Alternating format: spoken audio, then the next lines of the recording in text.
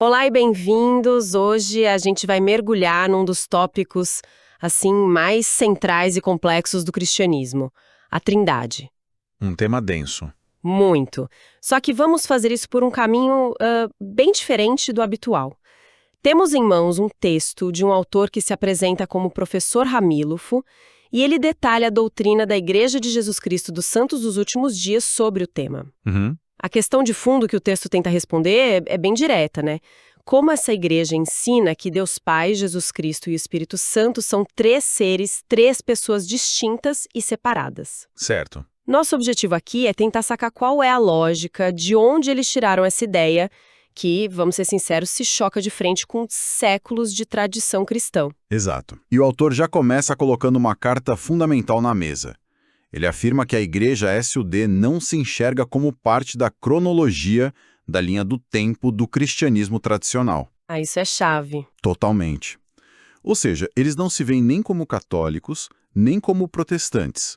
A base da fé deles está em escrituras adicionais.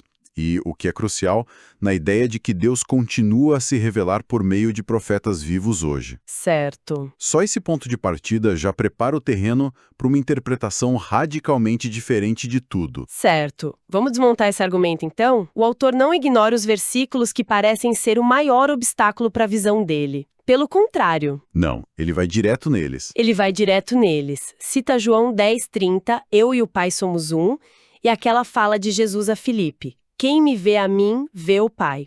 Essas são frases que parecem definitivas, né?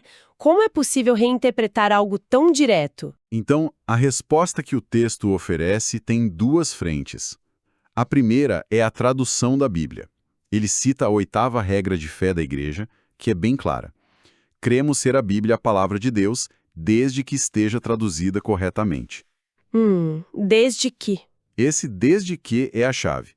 A sugestão aqui é sutil, mas poderosa. A sabedoria humana por si só não seria capaz de garantir uma tradução perfeita. Seria necessário um dom espiritual, o dom da tradução. Entendi.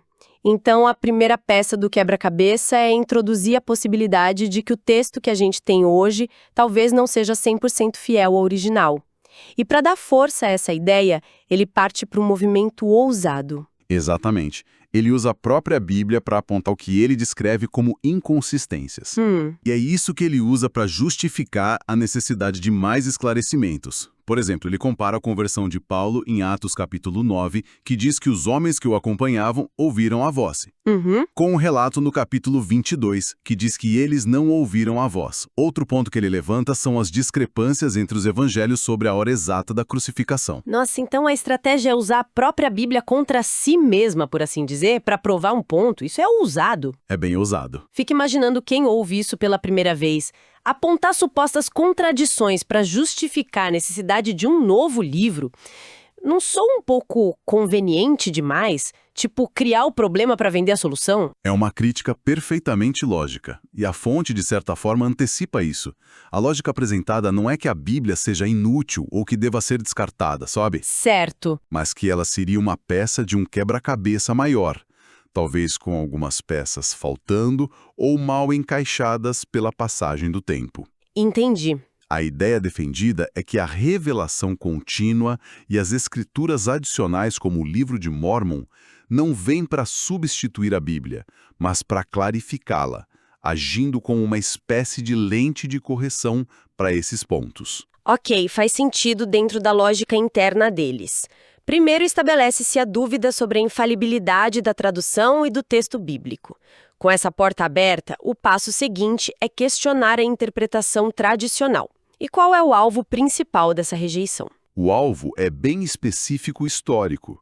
O Concílio de Nicéia, no ano 325 d.C. E essa rejeição do Concílio de Nicéia é um ponto de virada gigantesco. Para a maior parte do cristianismo, Nicéia é o momento que solidificou a ortodoxia, né? Sim, é o pilar. Definiu o que era ser cristão por quase 1.700 anos. Então, ao classificar os participantes como homens não inspirados, a fonte está na prática, invalidando toda essa herança teológica. É uma afirmação radical. É o ponto de ruptura. E o texto usa a própria definição de Deus que saiu de Nicéia como prova do argumento dele. Como assim? A ideia de um Deus que é sem corpo, partes ou paixões, um ser invisível e incompreensível, isso é apresentado não como um mistério profundo, mas como uma herança da filosofia grega que teria se infiltrado no cristianismo primitivo. Ah, entendi. O argumento é que isso transformou o Deus pessoal da Bíblia hebraica numa abstração filosófica. E aqui a gente chega no e daí? Qual a consequência prática disso? O texto do professor Ramilfo chega a fazer uma pergunta retórica. Como poderia algum filho ou filha de Deus esperar compreender e ser amado por um Deus tão incompreensível? Pois é. Isso muda tudo. Se Deus deixa de ser um mistério filosófico e passa a ser visto como um ser literal, que pode ser conhecido, a forma como uma pessoa se relaciona com o divino é completamente alterada. Precisamente.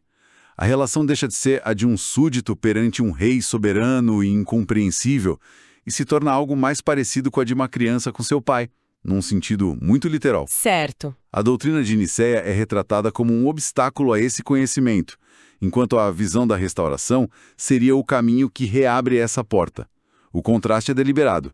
De um lado, um Deus abstrato, do outro, um Deus que, como diz Deuteronômio, pode ver, ouvir e se relacionar. Ok, então a base do argumento é: a fundação da Trindade tradicional, o Concílio de Nicéia, estaria equivocada por ter sido decidida por homens não inspirados que misturaram filosofia com teologia. Se essa base é removida, o que eles colocam no lugar? Certo. Qual é a evidência positiva que o texto apresenta para sustentar a ideia de 3 seres separados? A argumentação se apoia fortemente em passagens bíblicas que, segundo o autor, são mais bem compreendidas se aceitarmos a premissa de 3 seres distintos. O primeiro exemplo, e talvez o mais visual, é a visão de Estevão em Atos, capítulo 7. No momento do martírio dele, ele olha para o céu e vê Jesus em pé à direita de Deus. Certo. A lógica aqui é direta. Para ver uma pessoa à direita da outra, é preciso que existam 2 pessoas. Se fossem um único ser, a visão não faria sentido dessa forma. É um argumento bem imagético. Uma imagem vale mais que 1000 palavras, e aqui temos uma imagem bem clara de 2 figuras distintas no céu. Exato. Outro ponto forte que o texto levanta vem de João capítulo 8. Jesus está discutindo com os fariseus e, para validar o próprio testemunho, ele invoca a lei judaica. Ele diz: na vossa lei está escrito que o testemunho de 2 homens é verdadeiro. Eu testifico de mim mesmo e o Pai que me enviou testifica de mim. O argumento do autor é que Cristo não estaria mentindo ou usando uma metáfora enganosa, sabe? Entendi. Para cumprir a lei das 2 testemunhas, ele e o Pai teriam que ser de fato 2 testemunhas distintas. Certo, isso é interessante porque eu uso uma lógica jurídica interna da própria Escritura para reforçar o ponto. Mas e o grande argumento, o eu e o Pai somos um? O texto deve voltar a ele. Como ele lida com isso depois de apresentar essas outras evidências? Ele lida com isso usando o que considera ser a chave de interpretação para toda a questão, a oração intercessória de Jesus em João capítulo 17. Certo. Nessa oração, Jesus não está falando só sobre a relação dele com o Pai. Ele está orando por seus discípulos. E ele pede para que todos sejam um, como tu, ó Pai, o és em mim e eu em ti, que também eles sejam um em nós. Ah, agora entendi a linha de raciocínio. Se Jesus está orando para que seus 12 apóstolos se tornem um da mesma forma que ele e o Pai são um, Exato. ele obviamente não está pedindo para que eles se fundam num único ser com 12 cabeças. Exatamente. A oração seria para que os discípulos se tornassem um em união, em mente, em propósito, perfeitamente alinhados, da mesma forma que ele e o Pai são perfeitamente unidos em propósito. Então a unidade não é de substância. Não. É de vontade e objetivo. A unidade se torna uma questão de harmonia, não de uma fusão ontológica. Ou seja, eles não se dissolvem para se tornar um único ser. E o texto vai além, citando o profeta Joseph Smith, que teria ensinado que a palavra grega original para um, nesse contexto, deveria ser entendida como concordar. A leitura da oração, então, se tornaria algo como: para que todos concordem como tu, ó Pai, concordas comigo. Uma única palavra muda completamente a perspectiva. Isso me lembra o poder da tradução que a gente discutiu no início. Totalmente. Não é só na teologia. Pense em poesia, ou até em acordos legais. Uma palavra pode alterar tudo. Aplicar isso a um texto sagrado eleva o risco a um nível totalmente novo. E essa interpretação se alinha perfeitamente com a teologia SUD mais ampla, que enfatiza a união familiar, o progresso conjunto e o trabalho em harmonia como ideais divinos.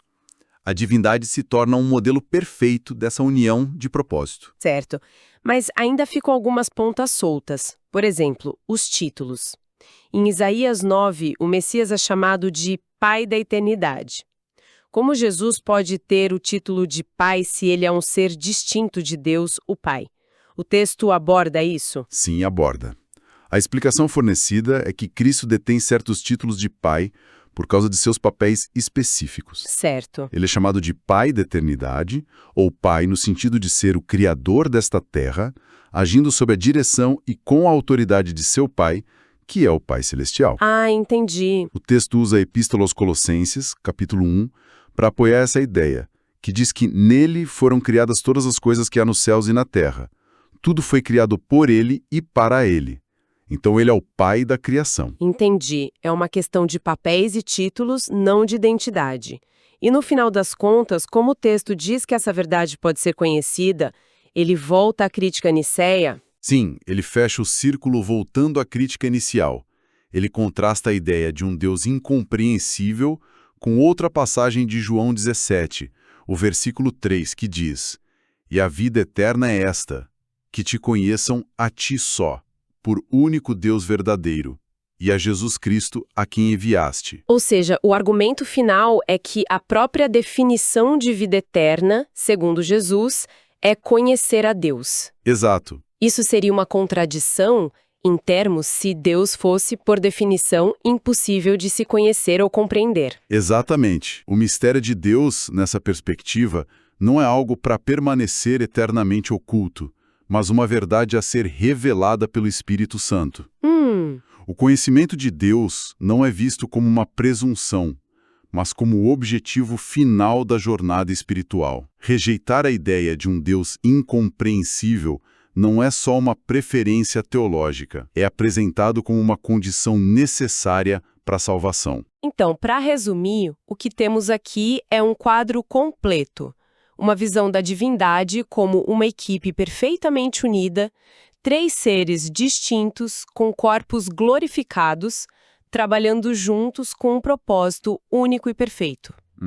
Uma doutrina que não se vê como uma inovação, mas como uma restauração de verdades que teriam sido perdidas logo após a era dos apóstolos originais. E o alicerce de toda essa interpretação, como o texto deixa claro do início ao fim, é a aceitação de 2 premissas fundamentais. Quais seriam? Primeiro, que a Bíblia, embora seja a palavra de Deus, pode conter erros de tradução e não é a única escritura. E segundo, que a revelação moderna, através de profetas, é real e necessária para obter clareza total. Certo. Sem aceitar esses 2 pontos, toda a estrutura teológica descrita aqui se distancia radicalmente do cristianismo histórico e se torna incompreensível. Isso nos deixa com uma reflexão para o final. O texto posiciona toda essa doutrina como uma restauração da verdade original que se perdeu. Sim. Isso levanta uma questão fascinante, que vai muito além desse tópico específico e se aplica a qualquer sistema de crenças, seja religioso, político ou filosófico. Como se distingue uma correção de um erro do passado de um desvio de uma verdade estabelecida? Onde exatamente se traça a linha entre restauração e reinvenção?